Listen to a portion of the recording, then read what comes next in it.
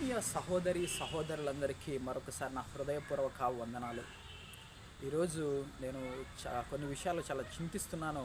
ఎందుకంటే ఈరోజు ఎంతోమంది ఆత్మీయులు క్రైస్తవులు కానీ బహిరంగ క్రైస్తవులుగా లేరు. ఎంతోమంది రహస్య క్రైస్తవులుగా బ్రతుకుతున్నారు.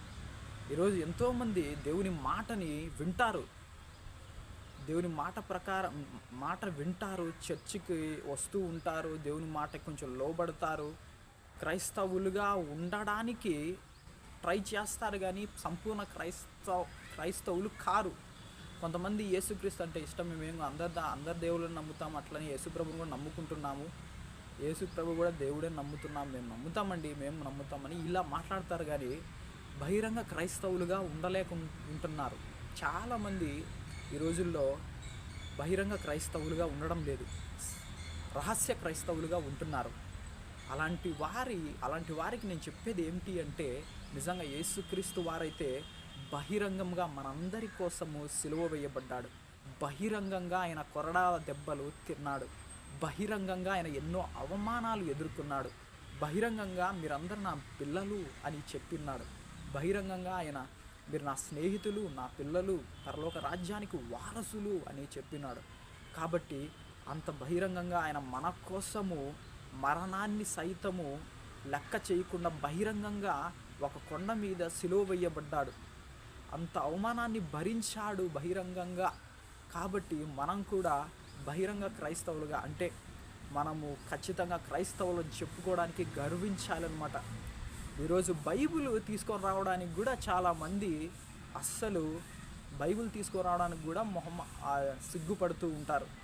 కాబట్టి మీరు అలా ఎట్టి పరిస్థితుల్లో బైబిల్ తీసుకొని రావడానికి కానీ, నేను క్రైస్తవుడిని అని చెప్పుకోవడానికి కానీ ధైర్యవంతులుగా ఉండాలి.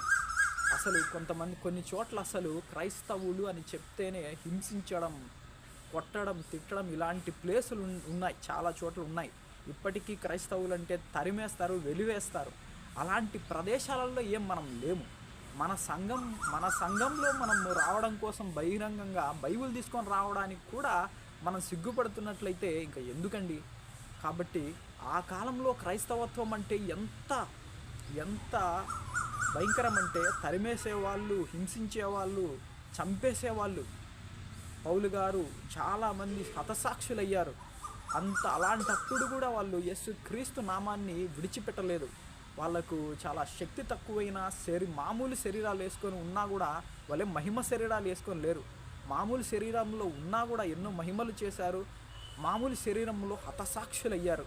యేసుక్రీస్తు నామాన్ని బట్టి మనం నిజంగా దేవుని కోసం నిలబడాలి, ఆయన పేరును పైకి పట్టుకొని నిలబడే వ్యక్తులుగా ఉండాలి, కానీ ఆయన నామం అంటే సిగ్గుపడే వాళ్ళగా ఉండకూడదు. అసలు సింహాల లాంటి ధైర్యం చూపించే నీతిమంతుడు సింహం వల్లే ధైర్యంగా ఉండదు. ఇలా ధైర్యంగా ఉండాలి. క్రైస్తవుడు అంటే ధైర్యంగా ఉండాలి. క్రైస్తవుడు అంటే అవమానంగా ఫీల్ అవ్వకూడదు. మనం proud to be an Christian అన్నట్లు బతకాలి.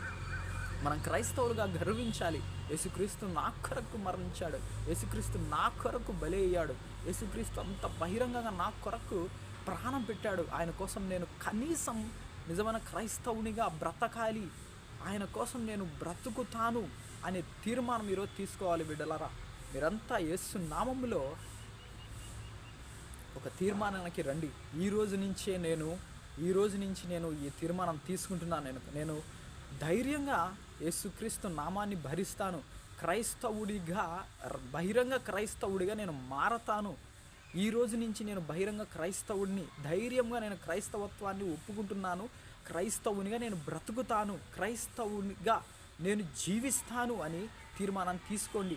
ధైర్యంగా సిగ్గుపడకుండా క్రైస్తవత్వాన్ని నేను స్వీకరిస్తున్నాను, క్రైస్తవుని సిగ్గు లేకుండా నేను బ్రతుకుతాను అనే తీర్మానంలోకి రండి. ధైర్యంగా క్రైస్తవులుగా బ్రతకండి. ఎందుకంటే మనకు ఆ కాలంలో లాగా హతసాక్షులు కావాల్సిన అవసరం లేదు, ఆ కాలంలో లాగా తరిమి వేయబడ్డం లేదు. ఈ రోజుల్లో అసలు అలాంటివన్నీ పెద్దగా లేవు. కొన్ని స్థలాల్లో మాత్రమే అలాంటివి జరుగుతూ ఉన్నాయి ఇప్పటికీ. అయినా కూడా మనము అలాంటి ప్లేసులలో లేము. చాలా సంఘాలలో మన సంఘాలకి మనం బైబిల్ తీసుకొని వెళ్ళడానికి సిగ్గుపడుతూ ఉండే క్రైస్తవులుగా అస్సలు వద్దు. నా ప్రియమైన వారలారా, మీరు ఖచ్చితంగా క్రైస్తవులుగా ధైర్యంగాను సిగ్గుపడకుండా మీరు క్రైస్తవులుగా బ్రతకాలని నేను ఈ రోజు నుంచి ధైర్యవంతమైన బహిరంగ క్రైస్తవులుగా రూపొందించబడాలని నేను కోరుకుంటున్నాను. దేవుని చిత్తం కూడా అదే. యేసుక్రీస్తు నామములో ఈ కొద్ది వాక్యాన్ని దేవుడు ఆశీర్వదించి దీవించునుగాక. ఆమేన్.